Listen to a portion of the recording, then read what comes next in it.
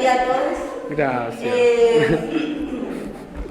Hoy, bueno, empezamos ahora la última jornada de este curso de verano. Ya conocen a nuestra invitada, estuvo con nosotros ayer junto con Sole, pero para mí es un honor presentar a ella, agradecer obviamente que haya aceptado la invitación. Yo sé que tiene una agenda muy apretada. Lidia Casa Becerra, abogada, bueno, doctora, tiene un sinfín de títulos, pero ella es directora del Centro de Derechos Humanos de la Universidad Diego Portales.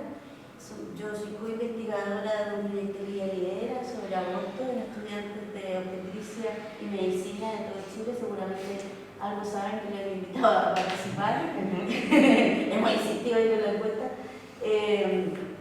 Pero también algo a destacar que yo, la verdad que me impresiona mucho, es que ella ha sido nominada por el gobierno de Chile como representante de nuestro país en la Corte Interamericana de Derechos Humanos, ¿no?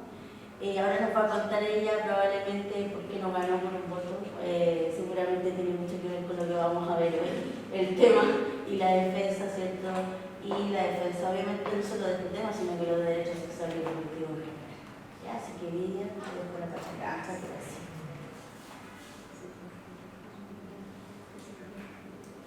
Sí, general, sí.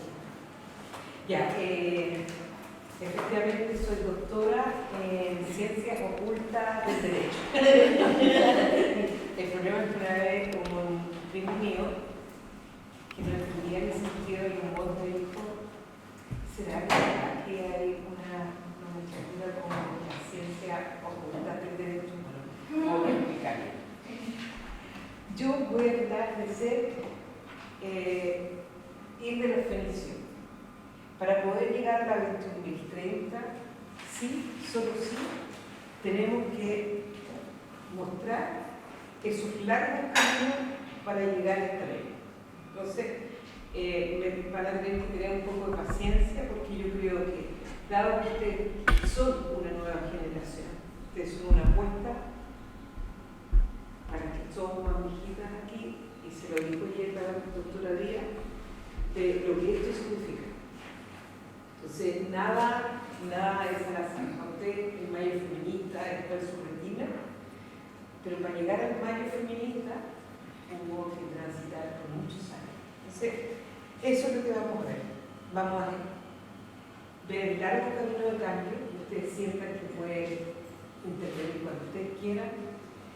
Hay uno que yo llamo las deudas de la resistencia, la interrupción de la pausa, algunas voces de mujeres, podemos verlo así, algunas voces de mujeres, la apertura, la decisión política y la implementación.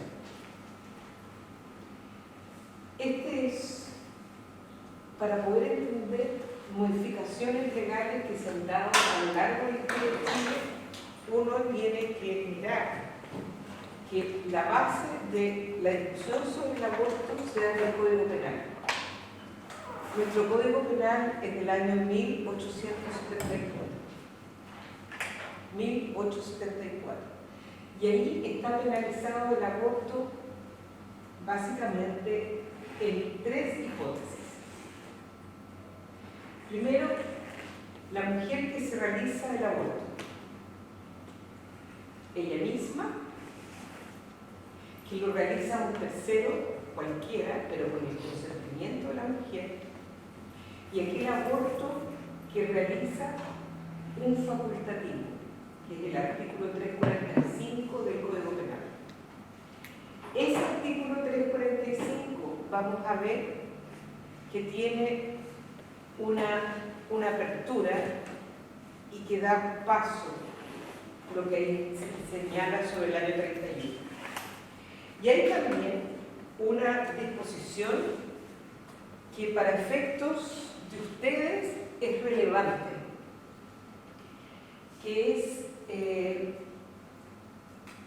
el delito o el aborto preterintencional. Preterintencional, que viene de una palabra del latín. Y el ejemplo típico de un aborto preterintencional, y ustedes la ven en la clínica, pero no saben el nombre legal, es cuando un hombre o una persona golpea a una mujer en su condición de embarazada y, como diríamos los abogados de hogar, a resultas de la golpiza se produce el aborto. El aborto puede estar, si es una golpiza directa, hacia la gestación. Por ejemplo, un hombre que golpea el vientre. Ahí hay una intención directa, hace que esa mujer aborte o produzca algo respecto de esa gestación. Distinto es cuando en el marco de una mega golpiza se produce la pérdida. Entonces estamos ante una hipótesis de un delito, además del delito de lesión, es un delito de aborto que se llama preterintencional. Y seguramente los fiscales se van por lo que yo digo, el último voto.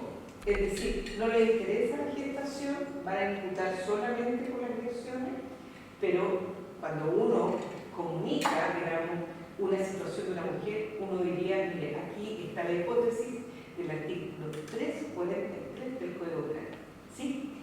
No sé si escuché mal, pero es que esta golpiza sea dada por un hombre. Podría ser una mujer también, cualquiera. Ah, ya, no solo contexto de pareja. No, pero ahí se va, digamos, ahí se va a dar, digamos, en una situación que puede ser más evidente para ustedes que la primera. Ya. Pero puede ser un contexto intrafamiliar. O sea, puede ser el hermano, puede ser el papá, puede ser la mamá, ¿no? Entonces ahí, digamos, cuando ustedes tengan en su radar esto que se llama el aborto preterintencional. Creo que no tengo un... normalmente a veces ando con un plumón, pero esta vez no. Entonces, es eso. Y yo dije que aquí tenemos dos cosas. O sea, una última que yo dije, el artículo 345 se refiere al facultativo.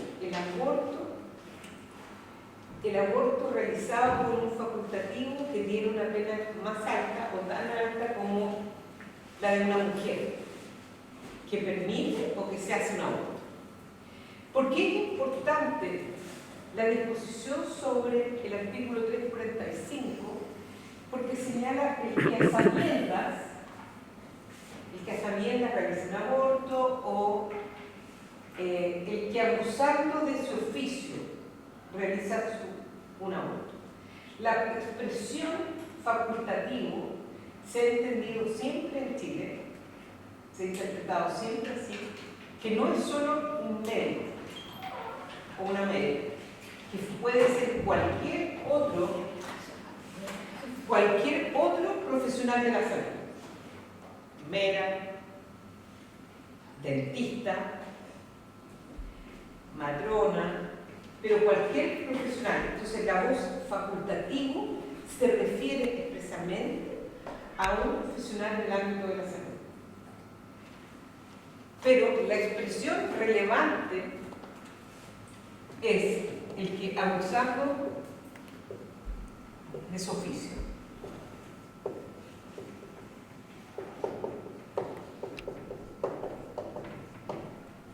¿Por qué es relevante? Antes del año 1931, cuando se dicta el Código Sanitario, siempre se entendió que quien realizaba un aborto en orden a salvar la salud, la vida de una mujer, no abusaba de su oficio, sino muy por el contrario, actuaba en cumplimiento de su deber profesional. Entonces, es cierto, no estaba expresado porque no estaba regulada la práctica. Y lo que hace el Código Sanitario es precisamente establecer cuáles eran los requerimientos para poder realizar una práctica médica de aquellos que no abusaban de su oficio, sino que había un cumplimiento de un deber médico. Y lo que hace el Código Sanitario es decir, con la opinión de tanto profesionales, que pudiera ser 2 profesionales o 3 o 2 testigos que pudieran. ¿Quién vio los hijos del Salitre, los hijos de no sé qué? Que fue una serie nocturna el año pasado, Los hijos del desierto. Ahí aparece la discusión precisamente de una médica que se encuentra con una mujer que está en un proceso de una gestación compleja y que si la médica no interviene, la mujer va a morir. Entonces gira en torno a si esa acción médica estaba o no cubierta por la ley. Y entonces lo que ella necesitaba era tener testigos de lo que ella estaba haciendo estaba bajo la lógica y protegida por su deber profesional. Entonces lo que hay aquí es la revelación de lo que vamos a entender por el deber médico, y que también podría ser perfectamente el deber de una, estoy pensando las obstetrices, las matronas, que eran las que terminaban viendo a aquellas mujeres, digamos, las mujeres del pueblo, que no eran atendidas por profesionales de la salud, salvo que llegaron al hospital, pero podrían haber estado aquí. Y luego lo que sucede es una modificación simplemente del Código Sanitario, le saca la idea de los testigos, pero regula adecuadamente, digamos, este camino para entender cuál es la práctica médica frente a situaciones de riesgo de vida de la mujer. Y era un sentido de riesgo más amplio que lo que tenemos actualmente en la ley. Algunos antiguos médicos, ya veremos por qué, planteaban que era un concepto de protección de la salud y el eventual riesgo a la vida. Más de una vez, una médica que un poquito ella seguramente es igual que su ex paciente, una actualmente diputada, que es una psiquiatra, que no vamos a decir su nombre, ella en un foro hace muchos años decía que aquellas mujeres que contraían, por ejemplo, sífilis, que cursaban un embarazo con sífilis, que sabían perfectamente las consecuencias que traía la sífilis, tanto para ellas como para el hijo que gestaban, se interrumpía el embarazo, porque había suficiente evidencia sobre los problemas de la sífilis frente a la gestación. Entonces, aquí hay un concepto, yo diría, desde la práctica médica, un poco más amplio. Y ese entendimiento en salud, de protección de vida y salud de las mujeres, es un momento crucial en lo que uno podría decir los viejos saludistas, y una de las más importantes mujeres saludistas, que es la doctora Tehuala Monreal, cuando se refiere a la salud de las mujeres, es entender que primero la incorporación de la anticoncepción en Chile fue absolutamente crucial para resolver uno de los problemas del aborto séptico y las muertes maternas. O sea, aquí un entendimiento importante para decir que la acción médica, y uno lo puede incluso llevar hasta los años 30, las discusiones del movimiento de emancipación de mujeres chilenas, estamos hablando de los años 30, 40, e incluso algunos programas de gobierno como cuando fue estudiante y después ministro de Salud, Salvador Allende, colocaron el aborto séptico como uno de los grandes problemas de salud pública.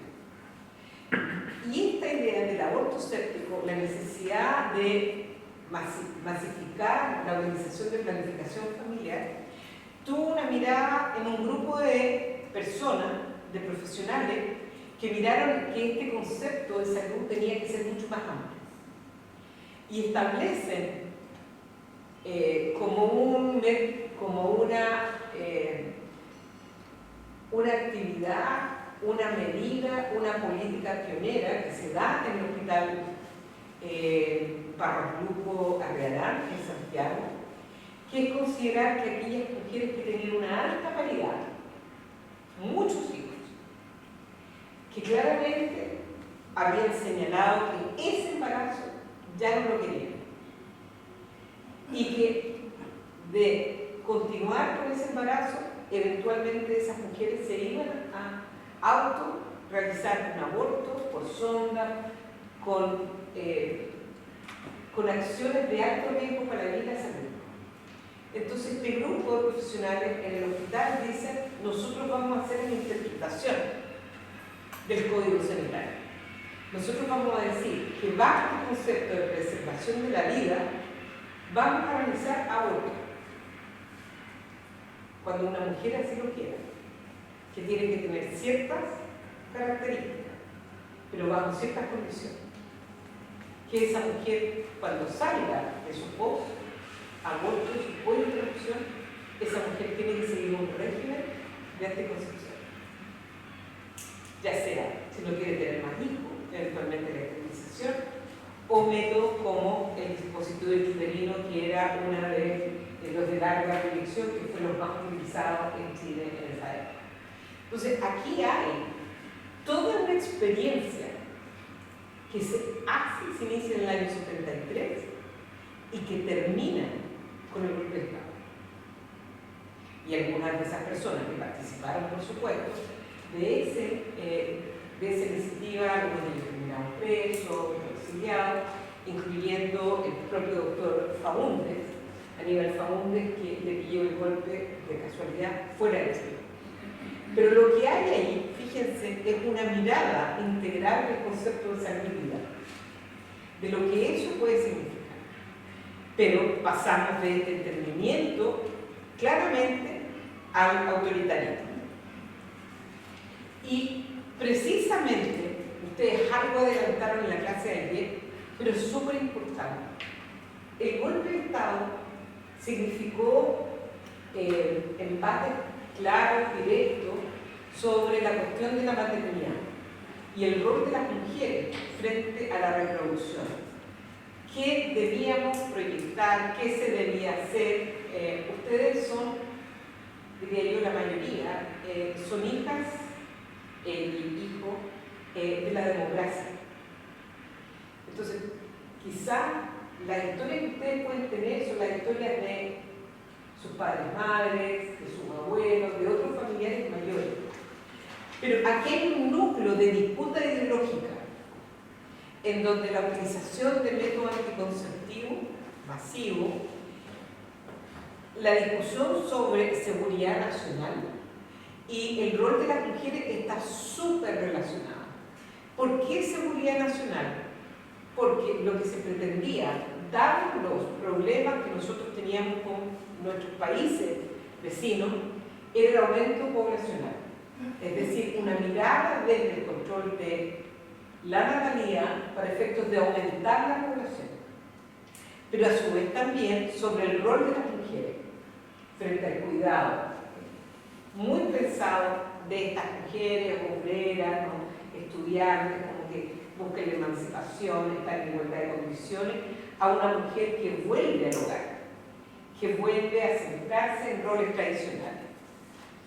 Y fíjense que eso que vino como este entendimiento en salud significó que con el golpe de Estado comienza a discutirse tempranamente. Cuando digo tempranamente, es que en el año 74 nosotros estábamos discutiendo lo que sería el texto constitucional del año 80. Y ahí comienza la gran discusión de qué es lo que debe decir el texto constitucional respecto al derecho a la vida y cómo impedir que a alguien se le ocurra, como a esos médicos en el bar Luco, a entender la protección de la vida y la salud de las mujeres de una manera que pudiera significar la licitud de un aborto, bajo ciertos conceptos. Entonces, por eso yo hablo de continuidad, porque al centro de un proyecto autoritario, sangriento, como fue la dictadura en Chile, había otras bases ideológicas que estuvieron ahí y relativas al derecho de las mujeres a poder decidir, no solamente sobre el aborto, sino que también sobre métodos anticonceptivos. Ese cambio, esa resistencia, significó una larga discusión en el año 74, luego algunas resistencias, pero para llegar a la Constitución en el año 80, con la expresión que tenemos, pero eventualmente con la derogación del aborto terapéutico. Esta es la expresión más decidora de lo que se discutió en esa comisión, también conocida como la Comisión Justusa, que es la que tenía esto de decir qué vamos a poner en la Constitución. Y aquí hay una propuesta concreta que tenía que estar en el texto de la Constitución del 80, la prohibición absoluta del aborto. Y esta es la intervención de una persona, que ya diré quién es, y que creo que envuelve toda la discusión que después nosotros vamos a tener desde el año 2015 en adelante y antes también. La madre debe tener al hijo, aunque salga anormal, aunque no lo haya deseado, aunque sea producto de una violación, o aunque detenerlo derive en su muerte. Fuerte lo tuyo. Una persona jamás podrá legítimamente, realizar un aborto, porque es un homicidio, y todas las consecuencias negativas o dolorosas que se siguen de asumir las responsabilidades descritas, las entiende simplemente como sujetarse a la ley moral, cualquiera sea el dolor que acarrea, pues precisamente es lo que Dios ha impuesto al ser humano. Hay personas para las cuales el límite entre el heroísmo y el martirio, por una parte, o la falla moral por la otra, se estrecha hasta hacerse imposible. La mayoría de los seres humanos viven gran parte de sus vidas en una amplia zona intermedia que hay entre ambas, pero la providencia exige o impone a una persona que ese cerco se estreche y la persona se encuentre en una disyuntiva entre la falla moral por una parte o el heroísmo o martirio o lo que sea. ¿Quién dijo eso? ¿Tiene como?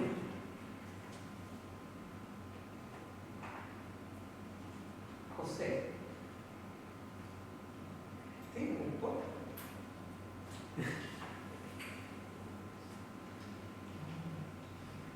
Jaime Guzmán. Jaime Guzmán. Jaime Guzmán.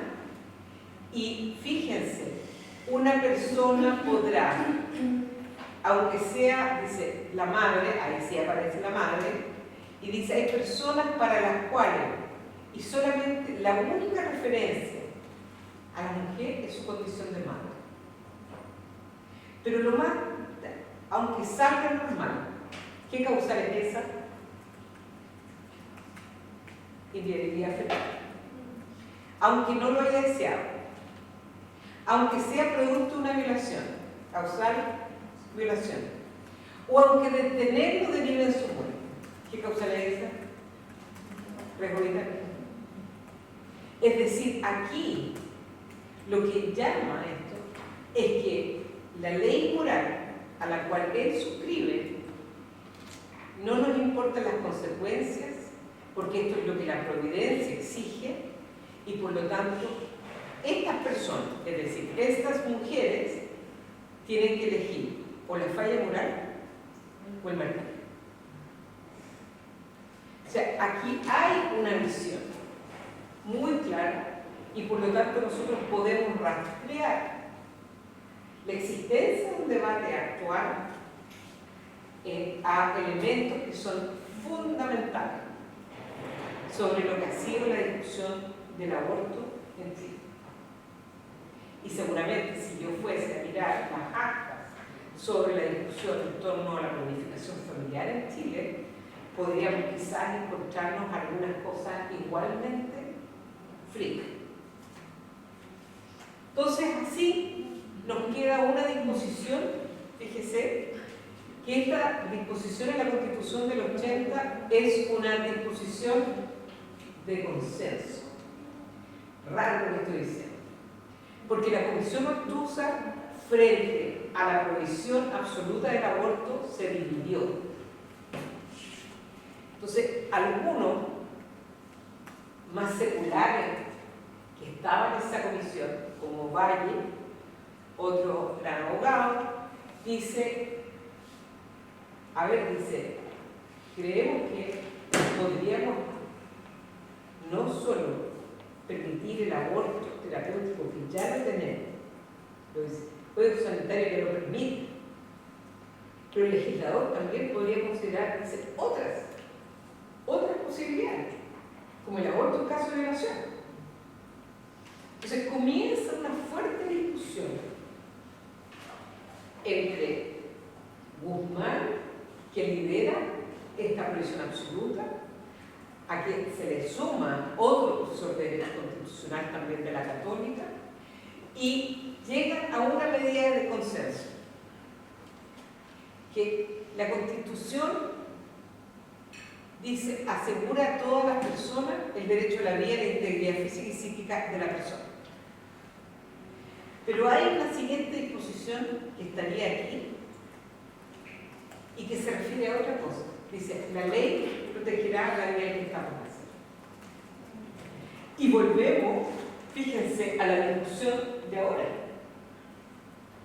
Porque lo que hace, entonces, este texto constitucional, a la luz de lo que hemos interpretado mucho, abogados y abogadas, es decir, que cuando coloca aquí una distinción, la ley protegerá la vida del que está por nacer, no lo hace, no lo pone en la misma condición que una persona a quien yo le tengo que proteger la vida y su integridad física y psíquica. Entonces hizo una distinción y se mantuvo entonces el aborto terapéutico. Estamos hablando del año 1980. Y vino la alegría y la viene. Viene la alegría y la viene el plebiscito del año 88. Este nuevo contexto vuelve a situarse en lo que va a pasar a finales del año 89. Jorge Medina, que era obispo, le envió una carta a la Junta de Gobierno,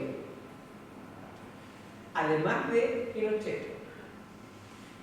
Y él señala que está mirando y ha mirado con mucha detención lo que ha sucedido en España. España ha recuperado democracia. Se ha muerto Franco.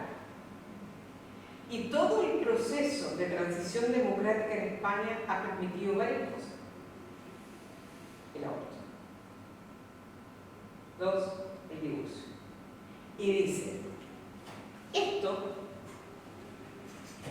porque también hay un movimiento de mujeres que tiene demandas, le dice a la Junta, en una carta textual, dice, es ahora o nunca. Este es su momento para derogar el aborto terapéutico de tal manera que nos volvamos a esa experiencia traumática del Hospital Barrio. O si no, vamos a caminar hacia España. Y se promueve Guzmán junto a este personaje, que era el almirante Calmada, tres cosas fundamentales: derogación del aborto terapéutico, el aumento de penas y una figura especial que yo no se la señalé, se llama el aborto honoris causa.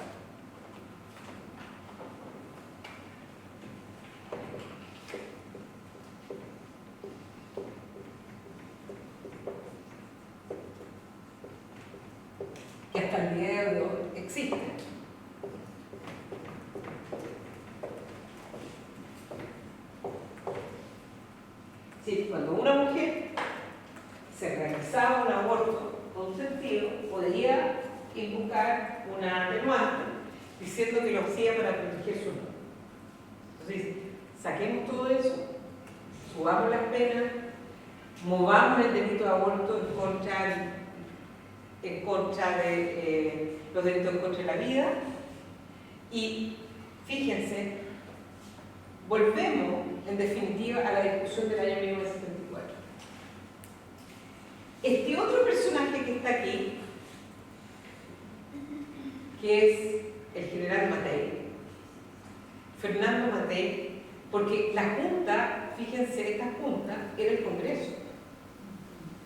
La Junta constituía el poder legislativo, entonces, esta era como la cámara de ingreso del proyecto que estaba basado en estas ideas, en la intervención directa de Medina, pasa a ser presentado aquí, aprobado aquí, en esta comisión, y tiene que ser discutida por la comisión que lidera Matei. Y aquí había, por supuesto, documentos de la Iglesia Católica que apoyaban esto.